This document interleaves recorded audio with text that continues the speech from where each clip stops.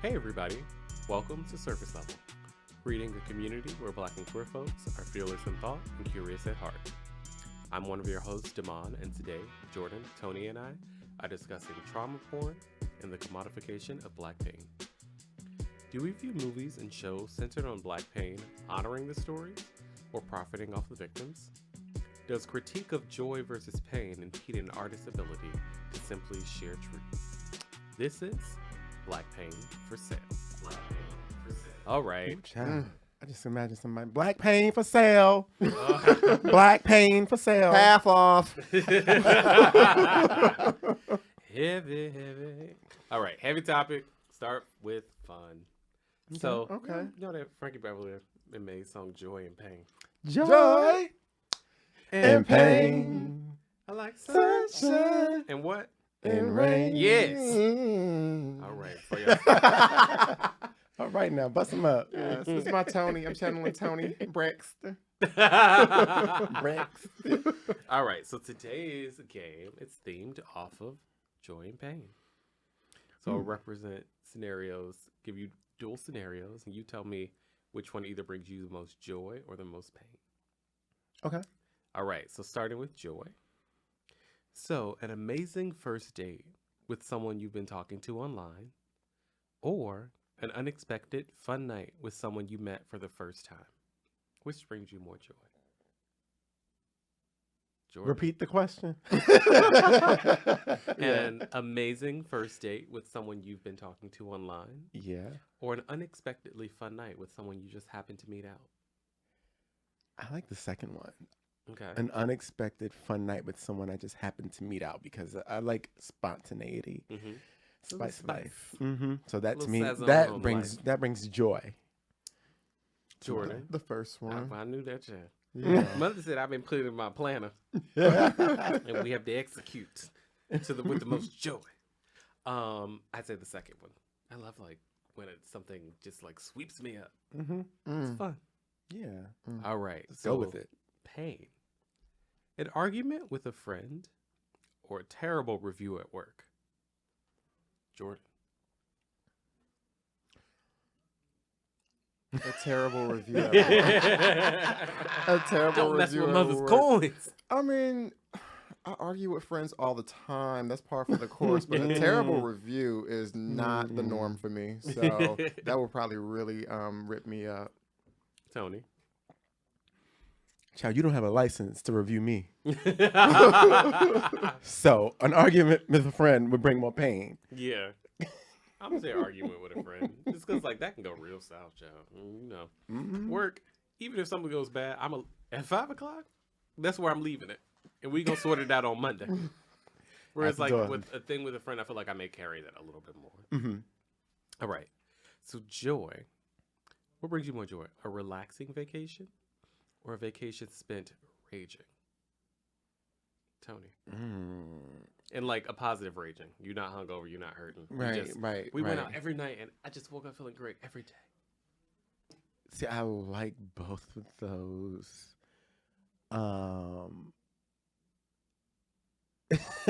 At this juncture right now, I'm gonna say relaxing. It's gonna spark more joy right now. That's where I'm at today. Today. You sure? We're gonna ask you again tomorrow. Jordan. Today. Same. I feel like my day-to-day life is a rage, not in a crazy way, but just like in a very hectic way. And so more than ever, I think that I really appreciate not doing much. Same job. Today drained me. Today, Today did. All right. So pain. What stresses you out more? A breakout or a bad haircut? Jordan.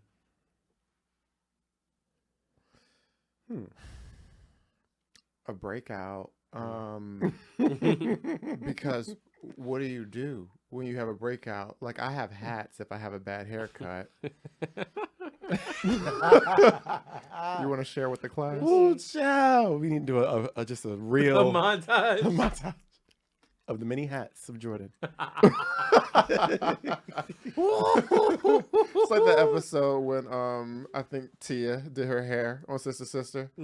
She got that perm and then it like all went left and she came to the school. She had that hat on. Somebody snatched it off. I'm like, damn girl, you toe up. No, a breakout is much harder to conceal. Yeah, I would agree with that, especially now with my new look. I don't have to worry about hair as much. You may slice your head open or something. Ooh. Exactly. I don't like that. No, ma'am. I'm not using one of them, the original. They sharpening it on that long piece It's of not leather. on the color purple. You're not doing the color right. You're not doing the color purple. No. Greg, come here. I can't. Bitch, the way you went up on that neck. Okay, where's he going? Joy, top and the bottom. Oh. What brings more joy?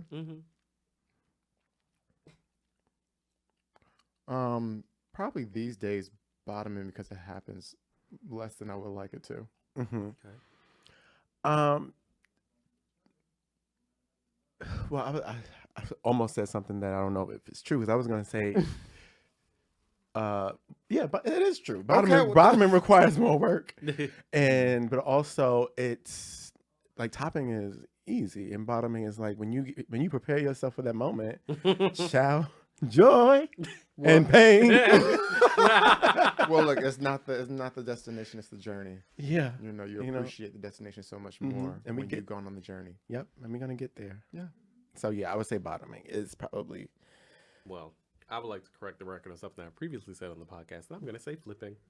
Oh, this is okay. That's a new. This is new. That's a new source of joy. Yeah, that could be fun. That could be a good time. All right. And then pain, overextending yourself financially or socially. Tony. Overextending myself financially is going to be a major pain point because given child, I'm poor. I'm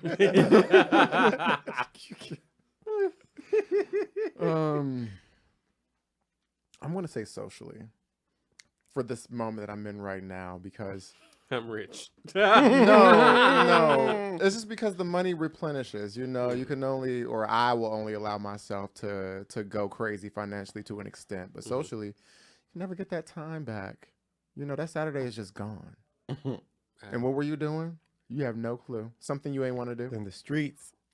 Yeah, I would agree with that. Because, like, I'll fuck around and spend some money, but, like, it'll come back. But just, like, wasting my time. You only come this way once. You only come this way once. So, yeah. All right. Fun times. So, today's episode is really centered around stories around Black pain. Also critiquing stories around joy and understanding how we feel that represents our experiences. And I don't know. There's been this like ongoing discussion around trauma porn is like the hot button topic or phrase right now. So we're going to discuss it for a bit. Yeah, we talked about it earlier in the season with Emil brought it up. Yeah. I was just like, oh, come and stay curious. Yeah. So how do you all react to shows or movies that are really just centered around painful experience, Black experiences? Jordan? I welcome them. I think that for me though, the intent behind it is really important. And I typically like to see films, series that have some element of empowerment attached to it. So for example, I watched Till earlier this year, and we all know the Emmett Till story, but this new film was based around the mother's experience and experiencing that tragedy that happened to her son, and then searching for justice, and then also like leading a movement. That is something that I feel like I really, really appreciate it, because while it's talked about the tragedy, which is the reality of our history and the challenges that our community went through, it also really shined a light on the courage and the resilience of our community. And I didn't even realize this, but um, Rosa Parks went on record after not moving out of her seat that she had Emmett Till in her mind when she was, making the decision to stay seated where she was. Mm-hmm. And I think that it's important for the message and the stories of these Black tragedies and these Black moments in history to be communicated so that people can use them to empower them. But it does have to come with a message of empowerment. I don't want to watch tragedy for tragedy's sake. It's interesting. The director of that film has been doing interviews and said the director of that film has been doing interviews and spoken specifically about why they created the film in that way. Mm-hmm. It was not about showing a lynching or showing the pain, and they wanted to very intentionally talk about the aftermath and how they can Mamie Till's story and how she moved from that. When this fucking What's wrong? Jordan Ooh, shot. scared. I just happened to see it. I was like, "Oh, child, they got that killer back there." We talking about trauma. Okay, Yeah. Tony.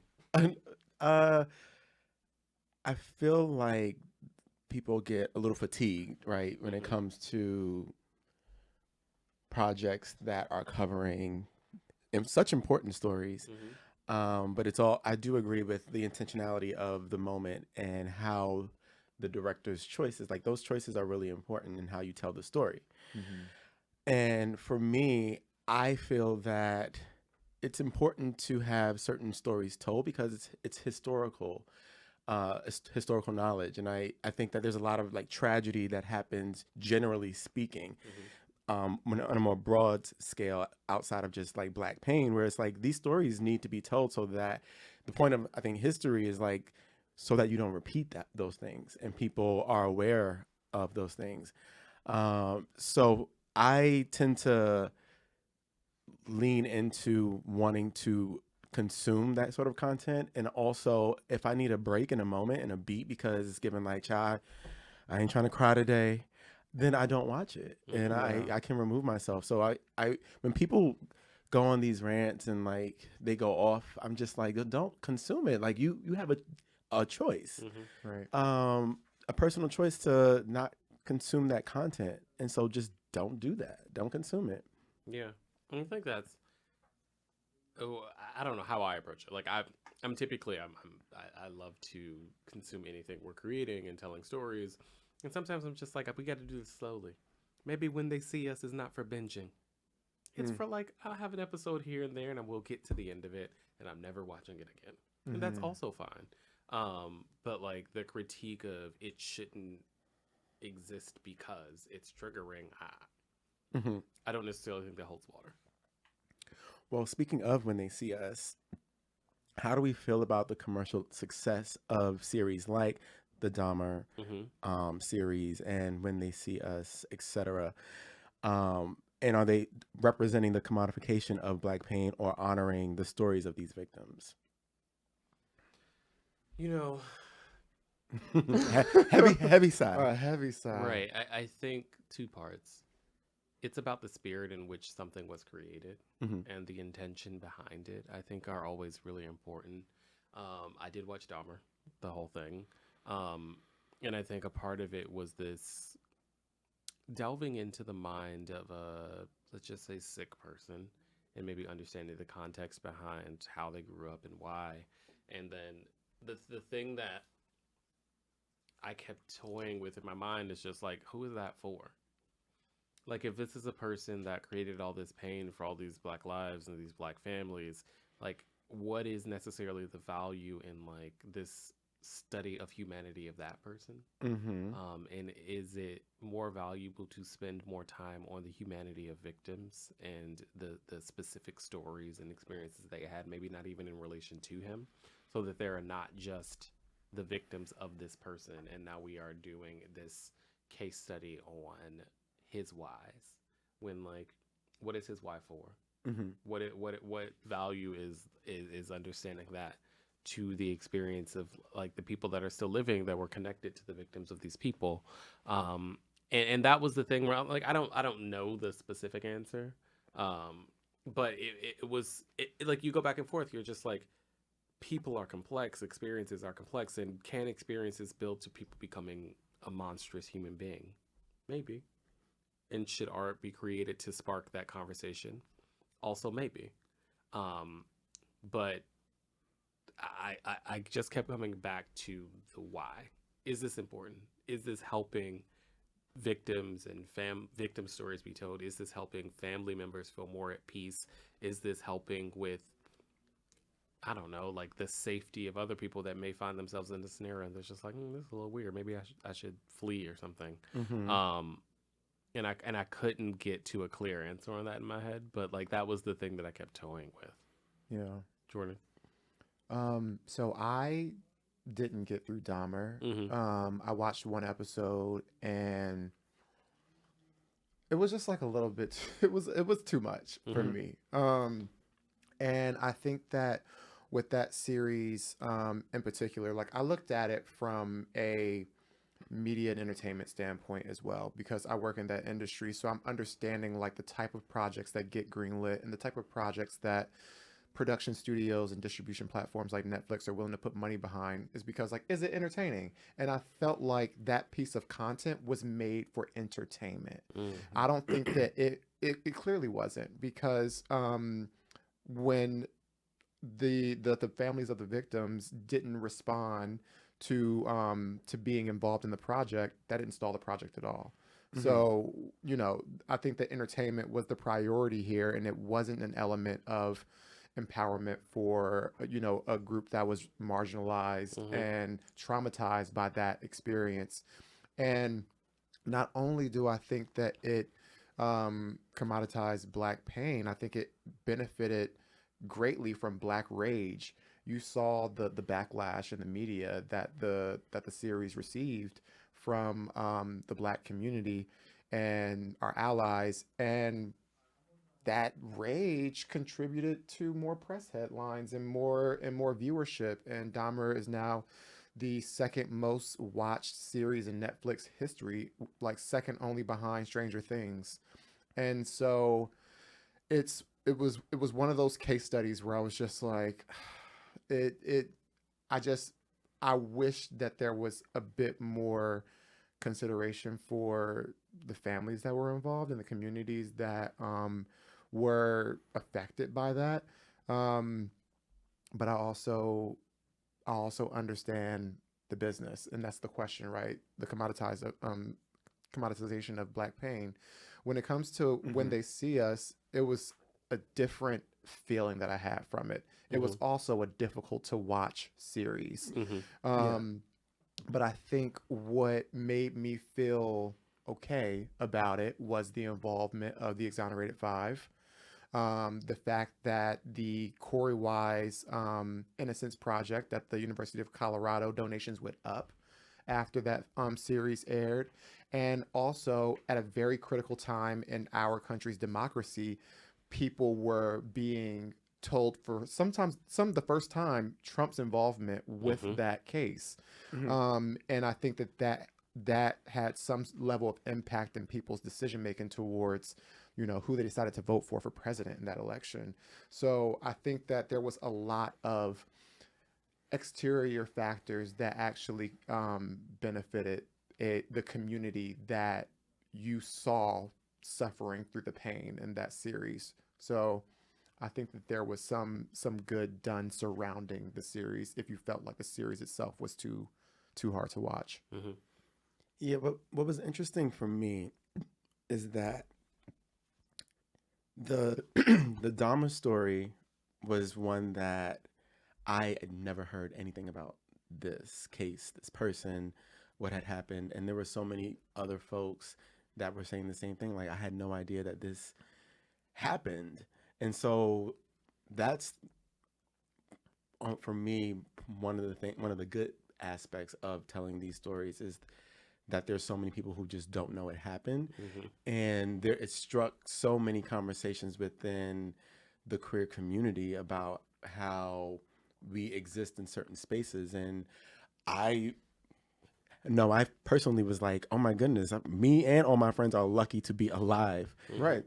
Because there's been countless times where we've been in situations and you don't know who you're dealing with or who you're around or what someone's intentions are. And it could be a tragic outcome. And, what started as just a fun night out. It hit really close to home. That's why it was really difficult. The first episode was very I was hard. just like, this feels very familiar. And that's terrifying. 100%. And the way in which that first episode was the hardest for me to get through. And then once I like stopped and then I came back to it and then I was able to watch the rest of the series. But also when I think about consuming this type of content, I feel like it's on the viewer, us, to be consuming it with care. And I think people were watching this series, and of course with social media, just going on social media, and there was a lot of glorification of it. There was a lot of people that aren't in the queer community saying Halloween like, oh my God, like costumes Dahmer's that dude, like what? Like it was like cool. And it's such a double standard when you see series like Dahmer was also a gay man, and there were sexual scenes and no one was complaining about that, but people will complain about a P-Valley sex scene going on, and it's just like, wait, but this is also happening here. And it's almost like people turned a blind eye to that because of pain being inflicted. They were fine with that. Yeah. And so I feel like when it comes to honoring the stories and the victims, when you don't have the involvement from the families or like the blessing, it's kind of like it's a double-edged sword, because if Ryan Murphy didn't do this, someone else will. And there's no, I guess, laws around, like, it's kind of public information, and so anyone can create this story. There were certain episodes, like the death victim, that I just thought was, from strictly speaking about how they shot it and directed it, like it really like came through the screen for me, and it was I was stuck. So yeah, I don't know, like you said, Damon, it's kind of like hard to really nail down the feel. Like you leave it and you like, how do I feel about this? Like in moments, that one in particular, that episode in particular, really did highlight like a minority group within a minority group within a minority group. It was like a black person, a queer person, a deaf person, and it's just like it highlighted in a way that like made me think and see like people that we don't typically see out, or or even if we see them, we haven't interacted or haven't happened to run into a person like this. And it just, I don't know, it made me think at times. That was I think a really good example of how it made me think in a positive way. It also made me think sometimes, just like, why am I thinking about Dahmer and why he did this? I'm just like, is his why important? And maybe part of it is. Maybe part of it is about, I don't know, creating environments that don't trigger or don't further amplify negative things a person may have inside of them. I don't know. It was hard. And part of me also wonders if the moment is fleeting, right? Like the series came out, it was a big deal. It was highly watched.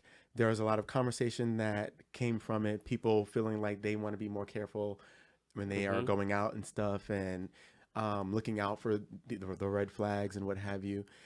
Does that moment happen for a truncated period of time, and then sort of like next year, this time, the girls are back to just like doing them and forgetting about this? Like, I wonder, does it have a lasting impact?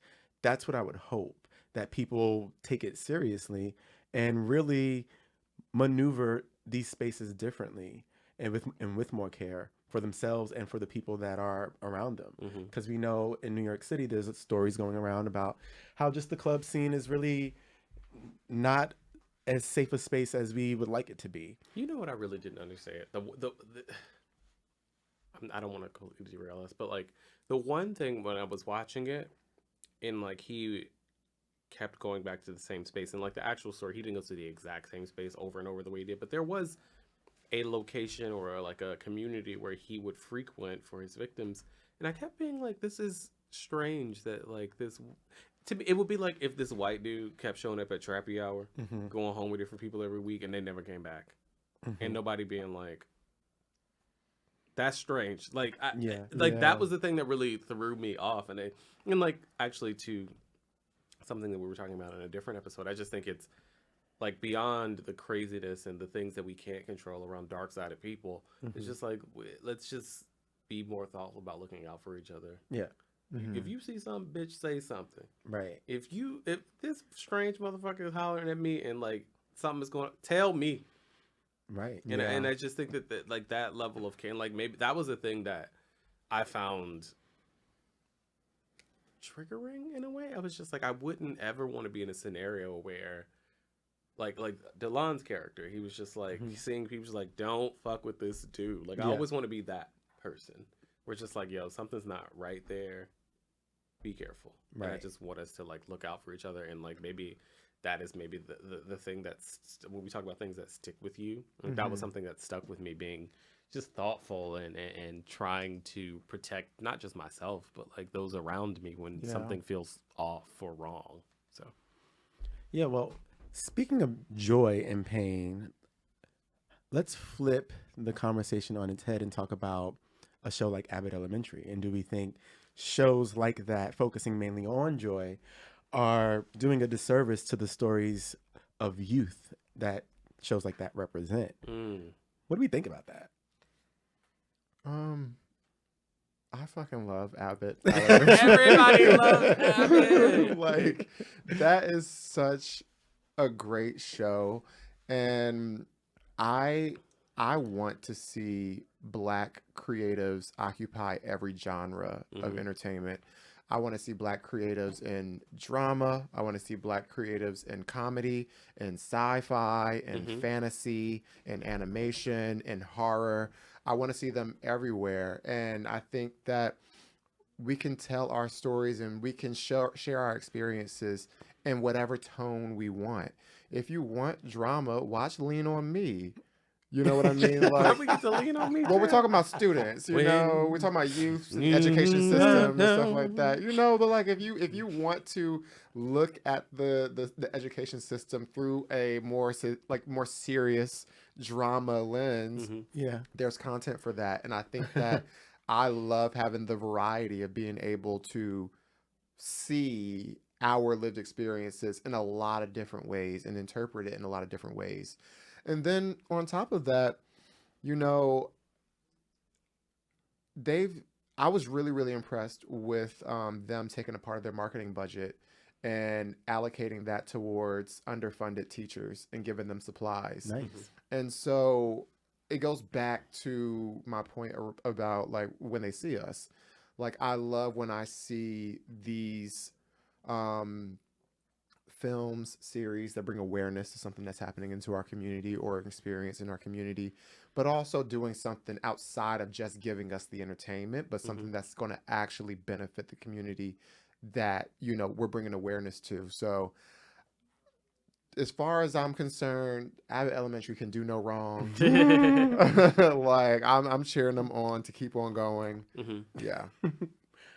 Well, it's what I think the show does well is, because the question says like the show's mainly focusing on joy, and I think that the show is just funny, but they do highlights like a lot of the lack that, you know, schools and marginalized communities have. Like, they're literally doing the best with what they got, and the show does highlight that. So it's like there's pain within there, but it's the way that they deliver, like the show, what is it called, like mockumentary style. It's so fun to watch, and I agree with you, Jordan, in the sense of like Black stories should be able to be told in all realms. And so, like you said, you have your dramas and you have your comedies, and we should be able to, like, two things can be true. More than two things can be true. Yeah. I also think there's maybe sometimes a lack of complexity with how we think about pain. Mhm. Like this pain have to be reflected through sadness and through dirge tones. That's Right. not real. It's just That's like not reality. right, and it's just like Well, you know, black folks, we laugh right, at. At we laugh, everything. right. That's Everything's a what I was joke. gonna say. Like we're always like one of the themes in our community is like laughing at pain. It's just like when you're dealt a card, you're born in this skin, with this hair, with this nose, with these features, and you live in a world that tells you you're less than, you're not enough, you're wrong. Just laying a level on for queer people. At some point, even in that world, personally, you have to find some joy. You have to find some levity. You have to find some happiness. Mhm. Right. And further, I think that there's maybe sometimes too much attachment to joy with like money.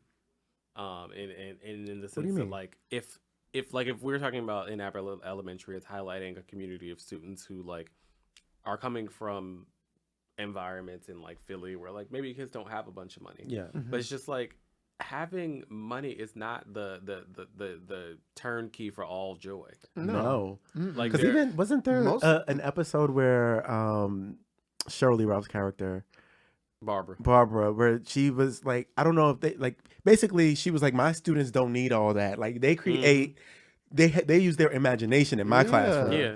And so yeah, it's exactly that. Joy is the smell of apple pie that your grandma makes. Mm. And you're just like, oh my goodness, this reminds me of the time when we used to play cards. And well, that's joy. Mhm. No, and I even think just like I was as I was writing or thinking about this episode, I was thinking about our show. Like we did the first season on the floor of my living room, and I don't think that with like help and sponsorship and like being able to do it in the studio and things now, like it feels different for us. Like for us, it's purely about the experience of sharing our experience, sharing our lived experience, our lives, our connection, sharing it with people. Yeah. And like, is it nice that we can do it now and they're like we're well lit and the audio is great? Cool. But like the joy existed before any of that. And I just think that there's value in making sure you hold on to it and not just purely getting attached to like the idea of who does and does what you don't have. Because a lot of times you don't know what you don't have until like you see it somewhere else. You just walk through your life and you live it, and you're just like doing the best you can with what you got. Right. And like the whole idea of what you don't got, nobody's thinking about that until somebody tells you you have to have leather backpacks and all this other shit. Which I love leather backpacks, but you know. You talking That's so about funny. my This leather is- backpack that I brought into the studio today. Would you have a leather backpack? Yeah. Wouldn't know. But it's so funny. Like just on a side note, with like to Damon's point about sitting on your floor doing this show, I was telling someone like we're starting to record our new season, and I was like, now that we've got people watching us even more so, I'm like, it feel like, is there a pressure there like to say the right thing or not say the right thing, or how, you know? And they were like, no, it's just, and which is what I knew, is like get in that studio and do what y'all have done from the beginning and act like y'all just have the conversation that we have amongst ourselves, like we've always done, and that literally takes away all of the quote unquote pressure. Yeah. But yeah, Well, speaking of pressure, Pressure. because you know the online community applies pressure. So, do we think that the critique of joy versus pain has the ability to impede on an artist's ability to share their truth? Damon, let's start with you. Yes. For me, truth is always just my North Star. I think that stories and people's experiences are complex. I think that life can be very dark, life can be very bright, and most times it's happening somewhere in between. And I think that like as an artist, like you are in some way trying to capture a moment, transfer some experience that you've had to a broader audience in hopes that somebody maybe connects to it. It may be a lesson learned that you don't want someone else to experience.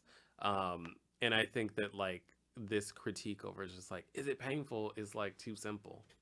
This critique over, or a critique that I just want to see happiness from, I want to see black boy joy all the time, is too simple. I want to see truth. I want to see people living lives and in a way that feels like a possibility model, in a way that feels like a do's or don'ts guide, in a way that I feel connected maybe to the story of someone else when I feel a little bit more alone. And I think that would be a much healthier debate.